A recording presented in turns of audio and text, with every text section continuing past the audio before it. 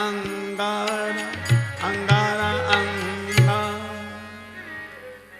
चंद्रमा में आग दिखाई दे रही है, तारे दिखाई दे रहे हैं, कोई नीचे नहीं गिरता। हनुमान जी ने विचार करके मुद्रिका गिराई और मुद्रिका में लिखा है राम नाम। मां संकट के समय तो राम नाम का ही स्मरण करो। यह मुद्रिका कहां से आई, किसने दी? चकित चितौ मुद्री पहचानी।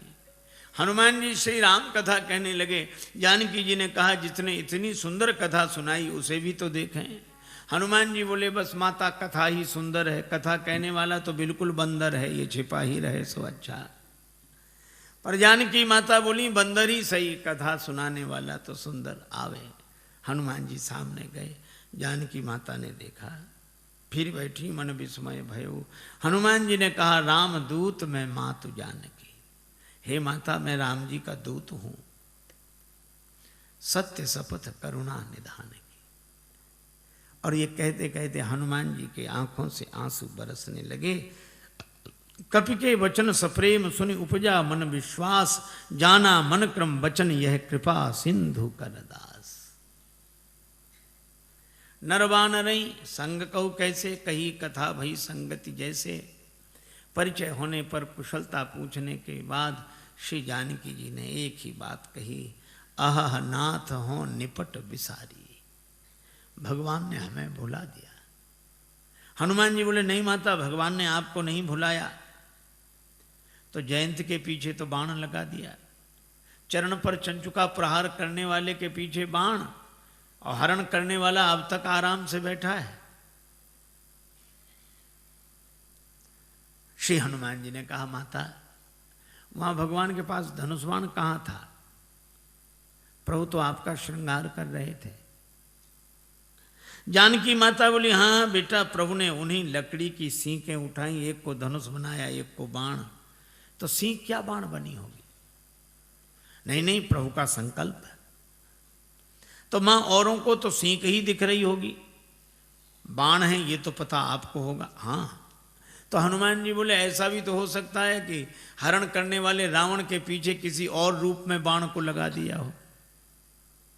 और रूप में? किस रूप में? हनुमान जी ने कहा कि माता सामने देखो, ये वानर के रूप में राम जी का बाण ही है। जिम अमोघ रघुपति कर बाना, एही भांति चले हनुमाना। ये बाण है। धनुज वन कृशानुम, रघुपति बाण कृशान, श्री हनुमान जी कहते हैं। जननी हृदय धीर धरु जरे निशाचर जान, ये राम जी का बाण है। सिंह के रूप में जयंत के पीछे बाण लगाया और बानर के रूप में रावण के पीछे बाण को लगा दिया। बेटा हनुमान अच्छा किया कि तुमने हमें बता दिया, तुम न बताते तो मैं कैसे जानते। हनुमान जी ने कहा कि माता मैं भला आपको बताऊंगा, आपको स्वयं पता लग गया। और आपने रावण से कह भी दिया। जब रावण ने कृपाण उठाई तो आपको लगा क्या मैं यहाँ बिल्कुल अकेली हूँ? तो जैसे ही आपने सोचा तो आपको पता लग गया कि हनुमान यहाँ है। तो आपने रावण से भी कहा, अस मन समुझ कहत जान की, खल सुधि नहीं रघुवीर बाण की। अरे खल, तुझे राम जी के बाण की खबर नहीं है। अगर अंतर कथाओं का सहारा न लिया जाए तो राम जी के बाण के रूप में तो यहाँ अर्थ श्री हनुमान जी का ही ध्वनित होता है।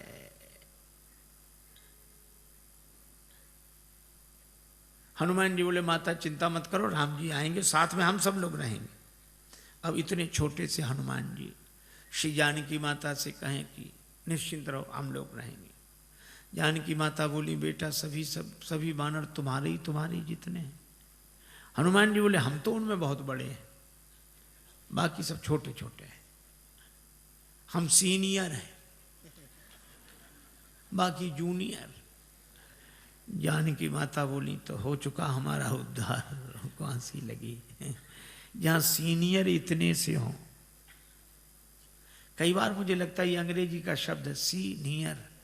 सी माने देखो, नियर माने नजदीक से ही जो दिखे, दूर से दिखे ही नहीं। हनुमान जी ने कहा माता संदेह है। जानकी माता ने कहा मोरे हृदय परम संदेहा, सुन कभी प्रकट कीन निज देहा। श्री हनुमान जी ने विशाल रूप में अपने को प्रकट किया। जो जानकी माता हनुमान जी को ऐसे देख रही थी वो ऐसे देखने लगी। बेटा भरोसा हो गया, हनुमान जी छोटे बने। जानकी माता ने आशीर्वाद दिया और कहा कि वत्स हनुमान, जब तुम इतने बड़े थे तो इतने छोटे बनकर क्यों आए? हनुमान जी ने कहा कि माता बेटा कितना ही बड़ा हो पर माँ के आगे तो छोटा ही है, और मैं तो छोटा ही था, फिर इतने बड़े कैसे बने?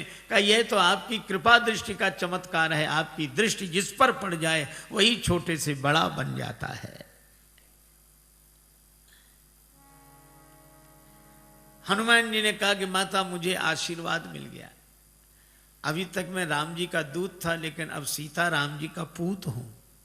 आपने आशीर्वाद दिया, पर मेरी माता, मेरा आज जन्म हो गया है। जानकी माता बोली मुझे भी तुम्हारे जैसा बेटा मिल गया। श्री हनुमान जी ने कहा माता जन्म लेते ही मेरी एक आदत है, बड़े जोर की भूख लगती है। अंजनी माता के गर्भ से जन्म हुआ, जन्मते जगी जठर की ज्वाल, गगन में मारी एक उछाल, कृषे रवि बाल जाने फल लाल, आपकी जय हो जय हो जय हो। श्री हनुमान जी ने सूर्य भगवान को ही फल समझ के मुख में रख लिया। बाद में देवताओं ने प्रार्थना की तो छाण दियो रवि कष्ट निवार। एक सज्जन ने श्री तुलसीदास जी से कहा कि सूर्य भगवान उदय होते तब लाल रहते, थोड़ी देर में पीले पड़ जाते हैं, क्यों? श्री तुलसीदास जी बोले हनुमान जी के डर से, कि कहीं हनुमान जी फिर फल न समझ लें। जाको बाल विनोद समुझ मन, डरत दिवाकर भोर को। जब हनुमान जी बड़े हुए तो सूर्य भगवान से पढ़ने गए, गुरुदेव मुझे पढ़ाइए, मैं आपकी शरण में आया हूं। सूर्य भगवान ने देखा कि इस बालक को तो पहले भी कभी देखा है, पर याद नहीं आ रहा कहाँ देखा है। याद आ गया, आ गया, ये वही बालक है जो एक बार बचपन में आया था। ऐसे विद्यार्थी को पास रखना ठीक नहीं।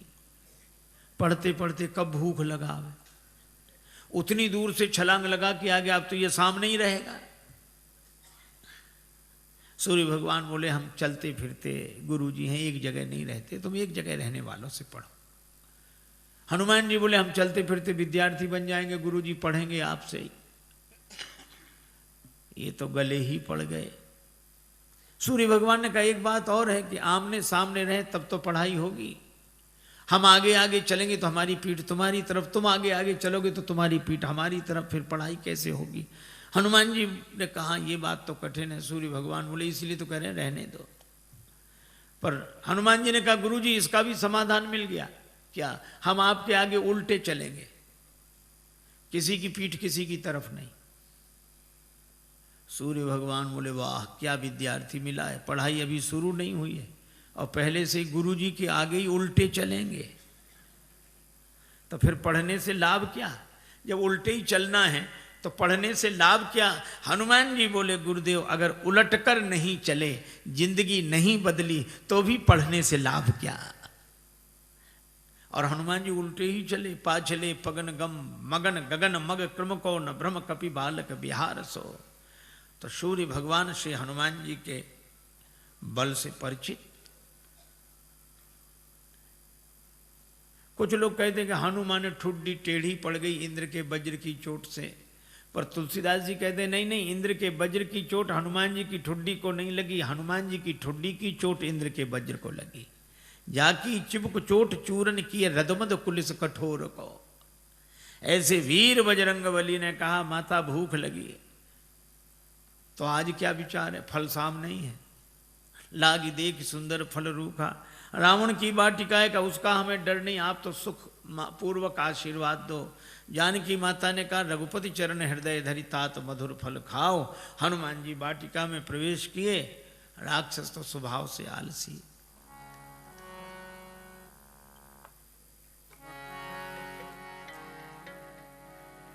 चले नाहि सिर पैठी बागा चले नाई सिर बैठे। बागा चले नाई सिर बैठे। बागा चले नाई सिर बैठे। फल खायसी तरु तोरे लागा सिर पे। नाद चले नाय सिर बैठे। बागा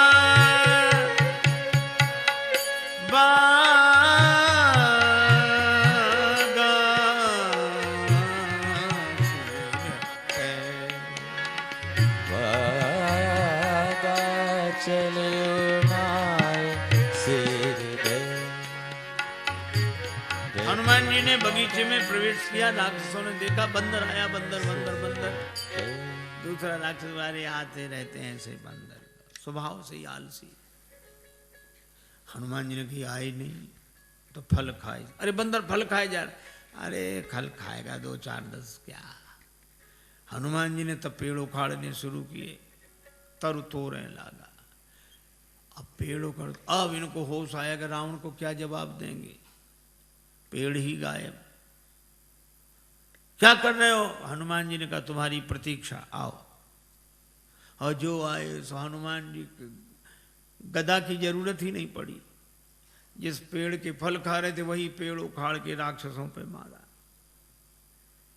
कुछ बचे गए पुकारत कछु अधमारे। अधमरे थे वो गए। अच्छा जो पिट कर जाएगा डरा हुआ, वो लंबी बात नहीं बोल पाता, हाँफ रहे थे। रावण ने कहा क्या हुआ? नाथ एक आवा कपी भारी, 2 ही 2 अक्षर मिलेंगे इस पंक्ति में। थोड़ी सांस ठहरी, अब कहते हैं सो अशोक वाटिका उजारी। अक्ष कुमार को भेजा, पर कपीशम अक्षहंतारम, ये सुभट को लेकर आया था। चला संगले सुभट पारा। हनुमान जी ने अक्ष कुमार का वध किया। बंधु निधन सुन उपजा क्रोधा। आप लोगों ने बताया कि वो कपि नहीं महाराज, मरकट है, मार काट मचाए है। मेघनाद बोला मैं चलता हूं। अब रहे महाभट था कि संगा, भट्ट सुभट महाभट, पर धन्य हमारे बजरंग बली, सबको भटा भट्ट कर दिया, एक नहीं बचा। कजू मारे से कजू मर देसी, जिस पर पेड़ पटका उसे मार दिया। और एक राक्षस को इस हाथ में पकड़ा, एक को इसमें बड़ा रूप, तो ऐसे ऐसे रगड़ दिया। अब वो चिल्लावे बचाओ बचाओ। हनुमान जी कहते हैं मजीरा बजा के कीर्तन करने की आदत है, हम समझ रहे हैं कीर्तन नहीं हो रहा है। और जो हमें बचाओ, बचाएं तो तब जो ऊपर तक पहुंचेगा। बंदर को गिराओ, जो पांव के पास गए तो कछु मिली ऐसी धरी धूरी। ये कछु थोड़े बहुत नहीं है। पर तुलसीदास जी ने ना संख्या लिखी ना नाम। किसी ने तुलसीदास जी से पूछा कि ना आपने नाम लिखी ना संख्या। तुलसीदास जी बोले मरने दो, राक्षस हैं, कौन से बड़े महापुरुष हैं जो इनकी पुण्य जयंती मनाई जाएगी, सो याद रखें सब। मेघनाद को भी लगा कि प्राण जाने ही वाले हैं, तो उसने ब्रह्मास्त्र का प्रयोग किया।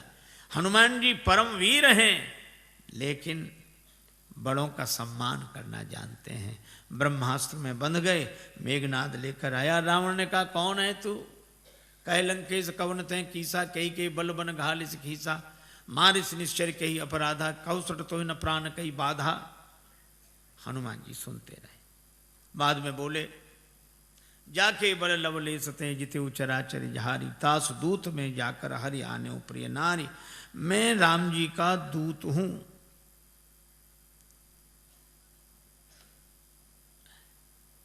विनती करता हूं, विनती करो जोरी कर रावण सुनो मान तज मोर सिखावन।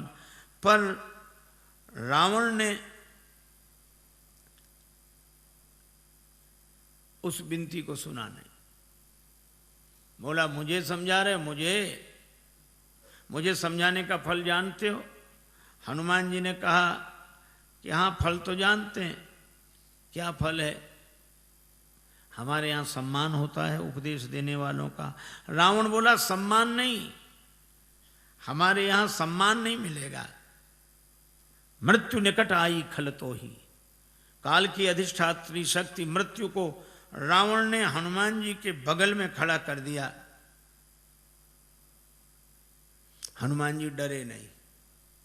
रावण बोला मौत तुम्हारे बगल में खड़ी है, तुम डरते नहीं हो? हनुमान जी ने कहा कि रावण मौत हमारे बगल में खड़ी जरूर है, लेकिन देख तुम्हें रही है। रावण बोला हमें देख रही तो तुम्हारे पास क्यों खड़ी है? हनुमान जी बोले हमसे तो पूछने आई है कि रावण का अभी मामला साफ करना है कि बाद में, तो अभी तो हम उसे रोकें, फिर तो जो होगा सो होगा ही। रावण को बड़ा क्रोध आया, मार डालो राक्षस को। राक्षस मारने दौड़े। हनुमान जी ने मन ही मन सोचा कि जानकी माता को बचाने के लिए मंदोदरी आ गई, तो मुझे भी बचाने के लिए कोई आएगा। और इतना ही जैसे ही राक्षस मारने दौड़े तो सचिवन सहित विभीषण आए। और कोई सजा दे दो। रावण बोला बंदर के अंग भंग कर दिए जाएं। हनुमान जी ने सोचा पता नहीं कौन से अंग भंग किए जाते हैं। पूंछ लटक रही थी पीछे। रावण ने कहा अंग भंग करो, तो हनुमान जी ने पूंछ पकड़ी, दोनों हाथों से माथे से लगाते, पूंछ को देखते फिर माथे से, 2 बार ऐसा किया। रावण बोला समझ गया, कपि के ममता पूंछ पर, इसकी ममता पूंछ पर है, सबई कहो समझाए। हनुमान जी ने सोचा कहीं ऐसा ना हो रावण ये कह दे कि एक तलवार मंगाए के पूंछ देहु कटवाए। सरस्वती माता की ऐसी कृपा हुई। रावण बोला तेल बोरी पट बांध पुनि पावक देहु लगाए, बचन सुनत कभी मन मुस्काना, भई सहाय सारद में जाना। राक्षसों ने वही रचना की। तेल तो खत्म, घी खत्म। रावण बोला मूर्खों घी के लिए कहा किसने था? हमने कहा था तेल बोरी पट, तुमने घी। राक्षस बोले हमने सोचा बंदर की पूंछ में थोड़ा बहुत लगेगा, वो तो बढ़ती जा रही है। रावण बोला तेल में ही डुबो कपड़े। हनुमान जी के पास गए कि घी नहीं तेल। हनुमान जी बोले जैसी जिसकी श्रद्धा हो, हमें सब स्वीकार है।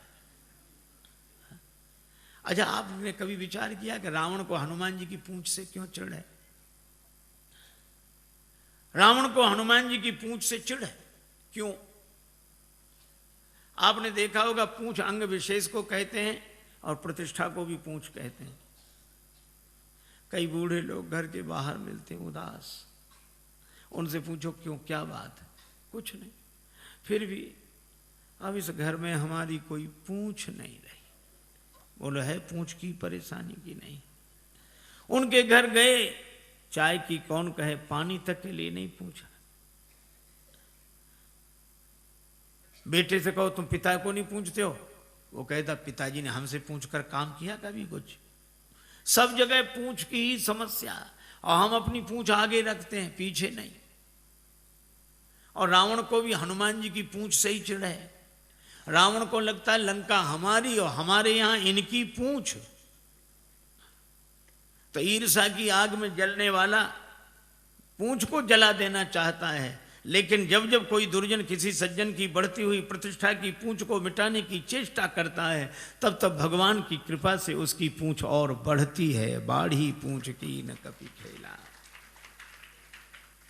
आग लगने वाली थी। हनुमान जी ने सोचा नगर में घूमकर देख लें, सभी ने चंदा दिया है, प्रसाद भी तो वहां वैसा वैसा देना पड़ेगा। रावण बोला बंदर को नगर में घूम कर आए, सब जगह से कुछ न कुछ आया, विभीषण के यहाँ से कुछ नहीं, इन्हें प्रसाद नहीं देना। आग लगी, हनुमान जी को पता ही नहीं लगा।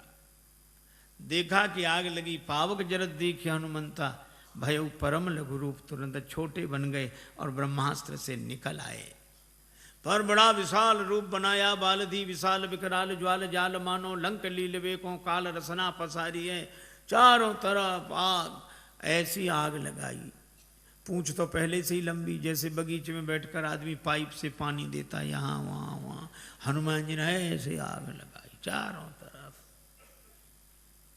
रावण ने बड़ी कोशिश की, बादलों से कहा बरसो। बादल बोले जो आ गया।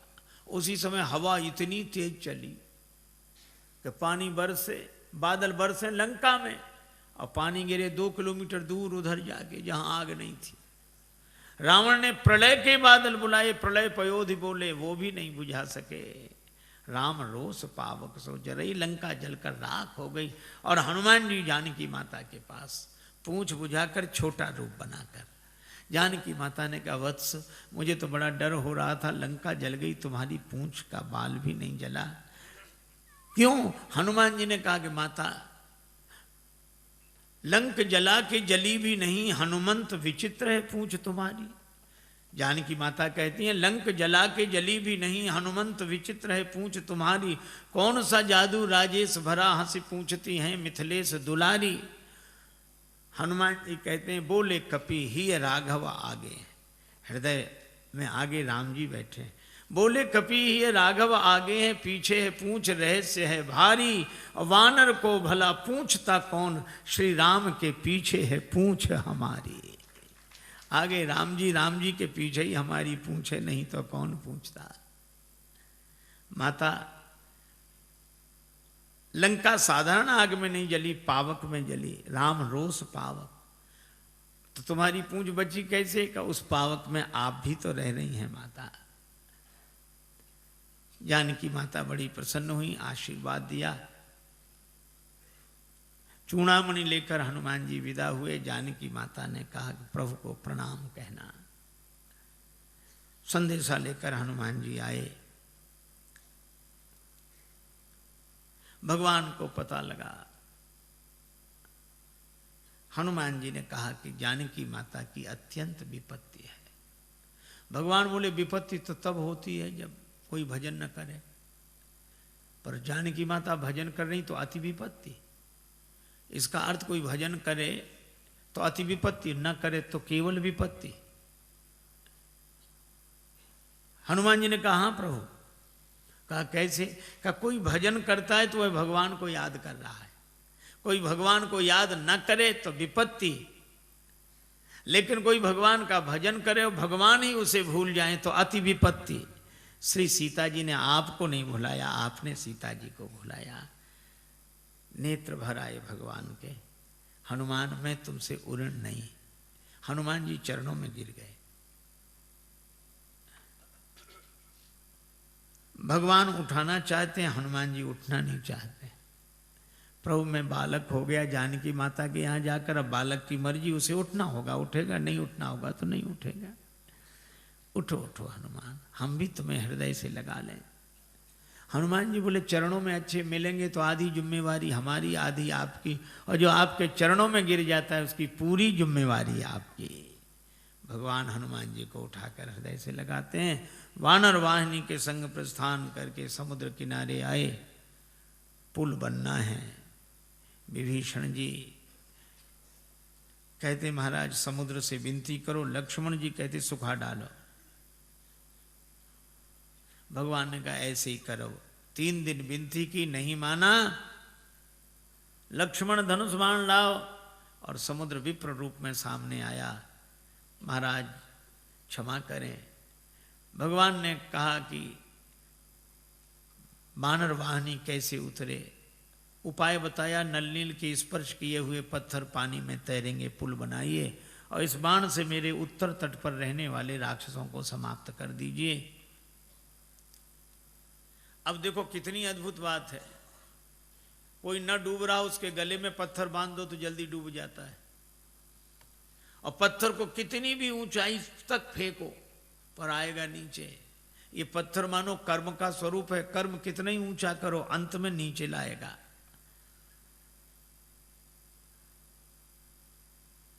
और ये पत्थर डुबाता है, हाँ, देहाभिमानी को डुबाता है, लेकिन नल छू दे इसे, विवेक वैराग्य के द्वारा छू दो तो ये पत्थर तैरने वाला बन जाता है। पर ये विवेक वैराग्य उन्हें जिन्हें गुरुदेव का आशीर्वाद मिला हो, लरिकाई ऋषि आशीष पाई, पुल बना, भगवान की सेना पार हुई। भगवान ने कहा कि अंगद जी को फिर भेजो। अंगद जी गए। हनुमान जी हैं पूरे साधु, अंगद जी हैं पूरे सिपाही। साधु आस्था की स्थापना करता है, सिपाही के द्वारा व्यवस्था की बात विधिवत होती है। अंगद जी ने नगर में प्रवेश किया, रावण का बेटा मिल गया। बंदर बोले वही राक्षस बोले वही बंदर फिर आ गया। लेकिन रावण के बेटे ने लात उठाई, मार नहीं पाई। अंगद जी ने गही पद पट के भूमि भमाई। राक्षस बोले ये बंदर वो नहीं, दूसरा है ये तो। रावण के बेटे को ही मार डाला, हाथ गिरते ही ऊपर गया। अंगद जी रास्ता नहीं पूछ रहे तो भी बता देते इधर से इधर से इधर से। अरे रास्ता काहे को बता रहे? बोले आगे बढ़े, यहाँ से तो पीछा छूटे। और रास्ता इसलिए भी बता रहे हैं कि हम तो पहले ही समझ गए थे, वही नहीं समझा जो सिंहासन पर बैठा उसी को समझाओ।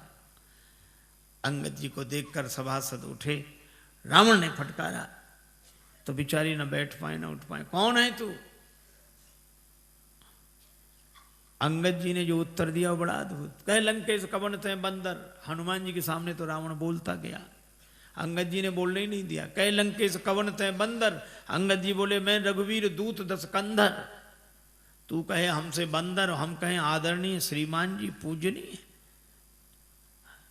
एक चौबे जी थे, उनसे कोई कहे चौबे जी तो चौबे जी कहते हाँ जी, और कोई कहे चौबे तो फिर कहते क्यों बे। अंगद जी ने कहा कि तू मुझसे बंदर कहे, और अंगद जी फिर चुप नहीं हुए। मम जन कहीं तो रही मिताई तव हित कारण आयूं। भाई मेरे पिता से तुम्हारी मित्रता थी, तुम्हारे भले के लिए आया हूँ। मेरा कहना मानो, पुरजनों को और रानी महारानियों को साथ में लेके दांतों के नीचे तिनका दबाओ, कंठ में कुल्हाड़ी रखो और फिर भगवान से जाकर प्रार्थना करो तो मेरा भरोसा है कि भगवान तुम्हें क्षमा कर देंगे। और जो वैसे ही नहीं जा रहा था, इतनी शर्तों के बाद जाएगा। अंगद जी सोचते हैं कि जाए ही नहीं सो अच्छा। रावण बोला तेरे पिता से मेरी मित्रता, कौन है तेरा पिता?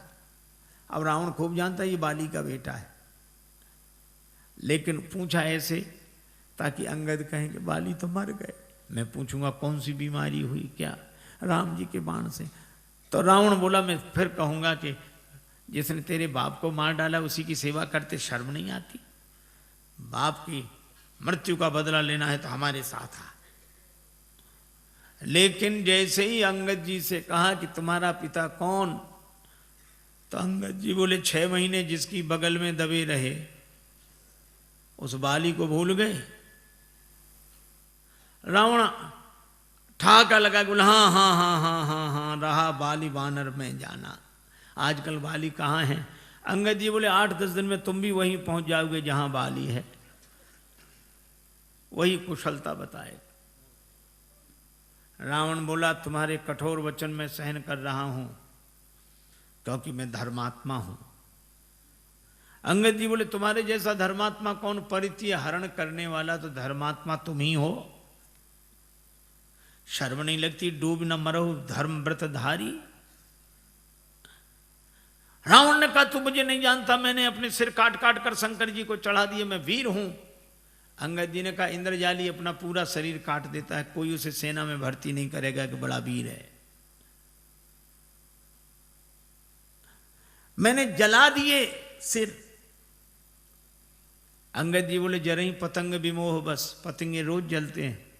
दूसरे दिन अखबार में खबर नहीं छपती कि पिछली रात इतने पतंगे वीर गति को प्राप्त हुए। ये कोई वीर गति है? मैं कैलाश पर्वत उठा लिया, इतना भार उठाने वाला हूं। अंगद जी बोले जानवरों में सबसे ज्यादा बोझ गधा उठाता है। भार वहीं खर वृंद, ते नहीं वीर कहा वहीं समझ देख मति मंद। रावण बोला मैं चलता हूं तो धरती हिलती है। अंगद जी बोले तुम्हारे चलने से हमारे राम जी के छोटे भैया लक्ष्मण जी बोलते हैं तो धरती हिलने लगती है।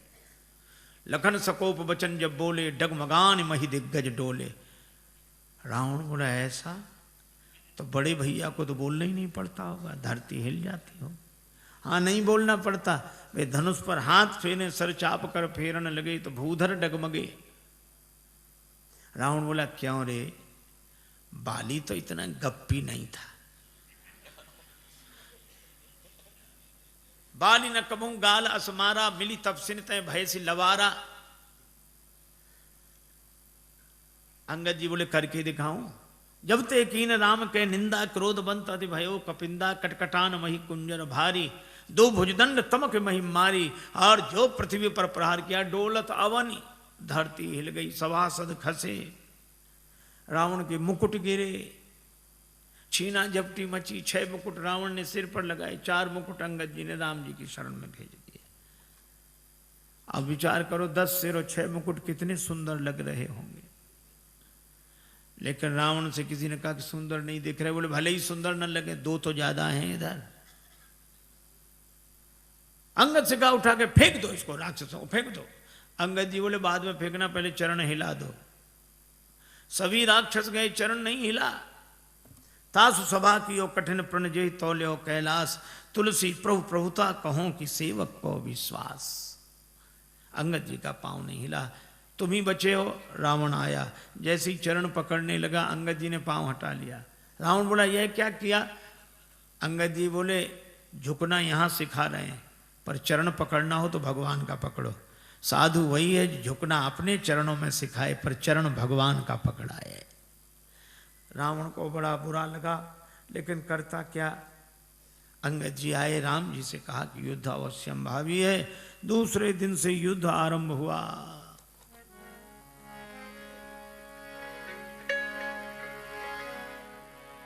उत रावण इत राम दुहाई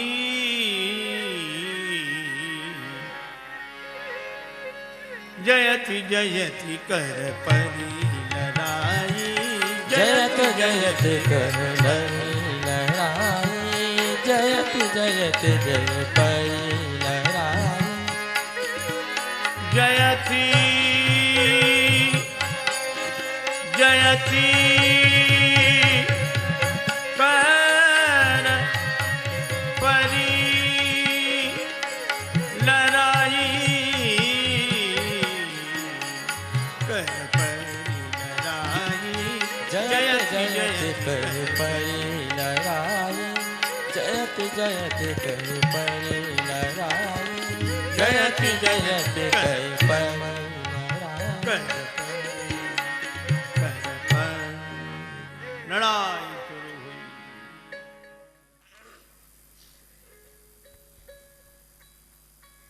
मेघनाद आया। हनुमान जी जहां लड़ते मेघनाद उस दरबार